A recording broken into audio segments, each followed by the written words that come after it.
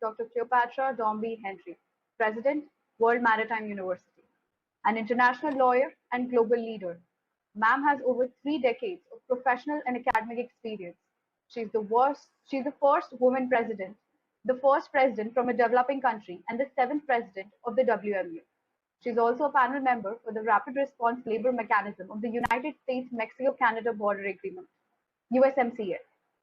I warmly welcome you, ma'am, on behalf of MNLU Mumbai and request you to kindly share with us a few words of wisdom.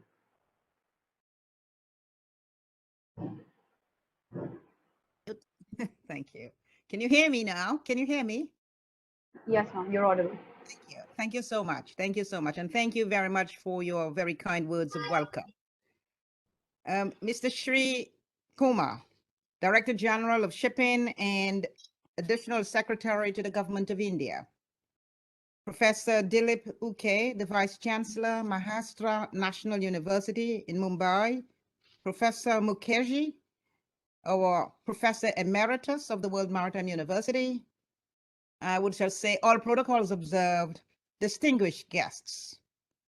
As President of the World Maritime University, it gives me great pleasure to address you today on the occasion of the inaugural lecture in the memory of Sir C.P.V. Srivastava, the founding Chancellor of the World Maritime University. In the early 1980s, the International Maritime Organization identified a shortage of well-qualified, highly educated maritime experts, particularly from developing countries. In order to address this gap, Dr. Srivastava, the then Secretary General of the IMO, proposed to establish a postgraduate university focused on educating the maritime leaders of the future. Following the IMO Assembly Resolution A501 at its 12th session on 20th November 1981, the IMO established WMU to support member states with a high caliber education in the maritime field. With the financial support of the Swedish government, the city of Malmö, and private donations, WMU was officially established on the 1st of May and inaugurated on the 4th of July, in both dates in 1983. Dr. Srivastava became the first chancellor of the university. There are two objectives enshrined in the WMU Charter. The first is that WMU shall be the lead international postgraduate education and research institution. And the second is that it should be a center of excellence for the promotion and advancement of shipping and related fields. These include the improvement of maritime safety and security, the protection of the marine environment, the efficiency of international shipping, and other marine and related ocean issues. All of this in furtherance of the purposes and of the objectives of the United Nations system, but in particular of the IMO as a specialized agency of the UN.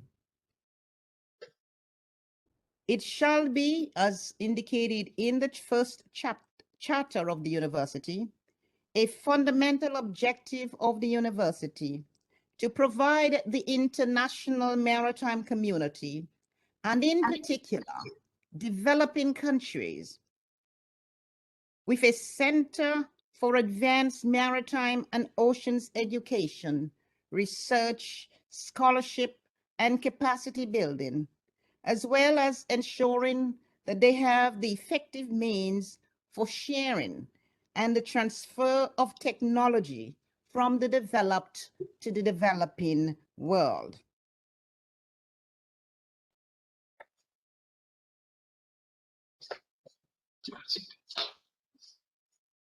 All of this with a view to promoting the achievement globally of the highest practicable standards in matters concerning maritime safety and security, the efficiency of international shipping, the prevention and control of maritime pollution, including air pollution from ships, and other marine and related ocean issues.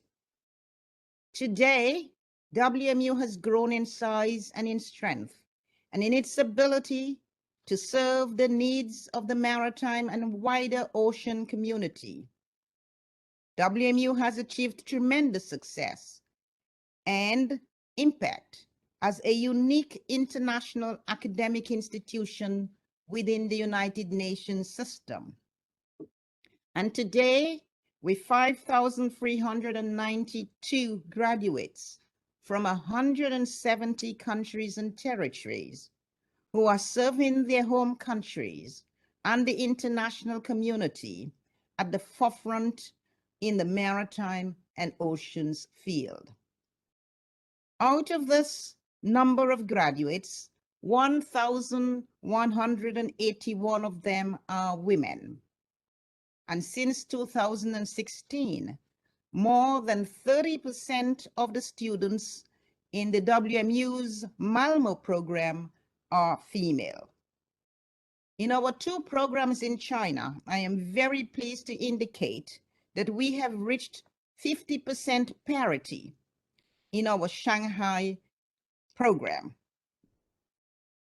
We continue to pursue the efforts to increase the number of women enrolled in our programs.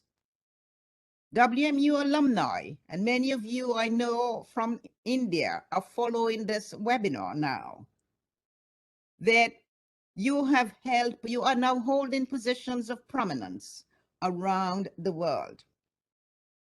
You serve as senior maritime officials in ministries. Some of you have gone on in other countries to become prime ministers, directors of shipping companies and ports, as well as being heads of maritime academies and in international fora and other organizations. WMU as a center of global excellence, recognized by the IMO and the UN, is playing a significant role in maritime and oceans education, research, capacity building, and economic development, while promoting the role of women in the maritime sector. WMU delivers postgraduate maritime education and confers master's and doctoral degrees in 10 maritime and ocean specializations.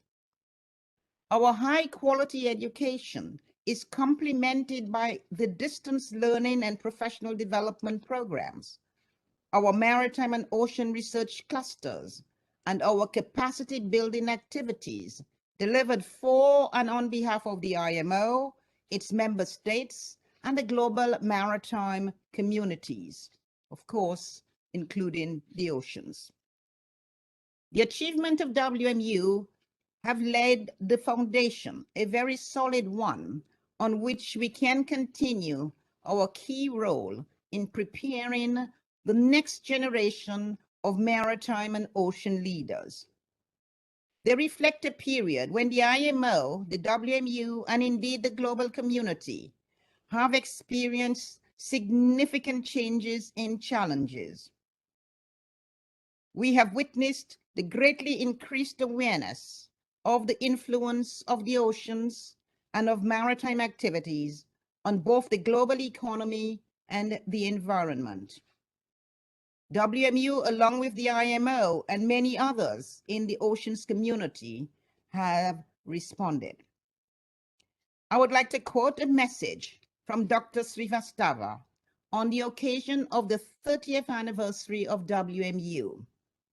And I quote him because it's so important, as particularly in the framework of this event.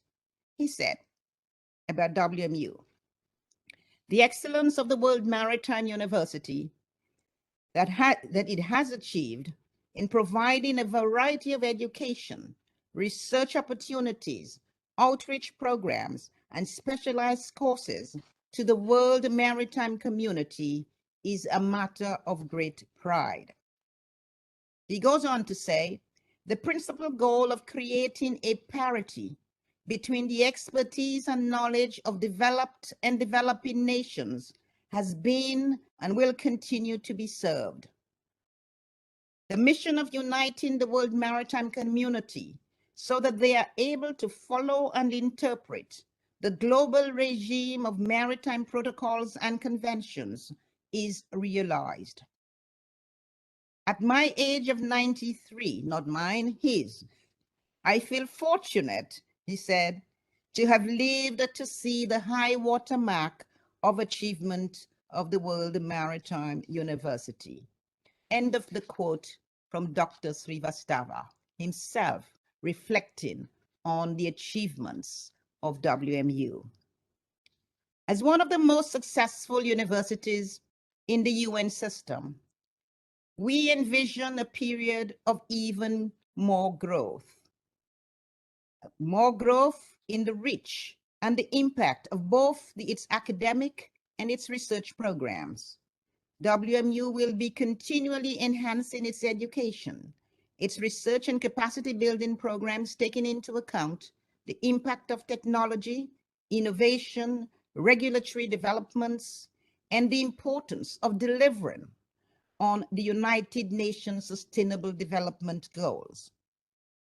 Going forward, and as it matures and continues to mature, WMU is now focusing on even more on building and strengthening partnerships with governments, with industry, with international organizations, and of course with academia, and deepening the very important relationship of our WMU alumni, many of whom are attending this webinar today.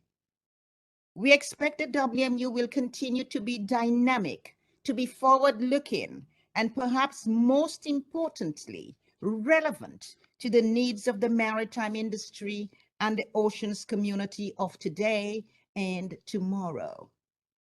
To do so, we rely on our esteemed partners globally, including our partners from India. To date, 224 Indian maritime professionals have graduated from WMU, making it the third country with the most WMU graduates. I am pleased to see Dr. Kumar today, with whom we are discussing an expanded support from India to WMU. In an uncertain world in which we now live, such as the disruptions caused by COVID-19 pandemic, our graduates are needed more than ever before to contribute at different levels and in different sectors of the maritime and ocean industries to minimizing the turbulence being experienced with global trade and the supply chain. Dr. Srivastava will be remembered as the visionary that he was, and with the pioneering role and his ceaseless efforts in the establishment of WMU. We would not have a WMU without him. We are so grateful. He made extraordinary efforts as the longest ever serving Secretary General of the IMO to secure the generous cooperation of the Swedish government so that his dream of a postgraduate university focused on educating maritime leaders of the future could become a reality. Every time that I hold meetings in what we have named the CP Srivastava boardroom at WMU, I am inspired by the vision that he had in establishing this truly remarkable academic institution in the UN, or within the UN and the IMO system, a university that it is today for the world, a university that is dedicated to inspiring leadership, innovation for a sustainable maritime and ocean's future. I want to wish you well as we continue with this very important webinar and the celebration of a giant, of an innovator, one person determined to ensure that the world was not in silos and that the developing world had the expertise, the experience, and the leadership qualities to ensure that they could effectively participate in maritime and ocean affairs. We are very proud of Dr. Srivastava for his vision, and we will always remember him in our hearts and in our prayers. Thanks. Thank you, ma'am, for your kind words of gratitude towards Sir C.V. Srivastava and for all your work towards increasing the presence of women in this field.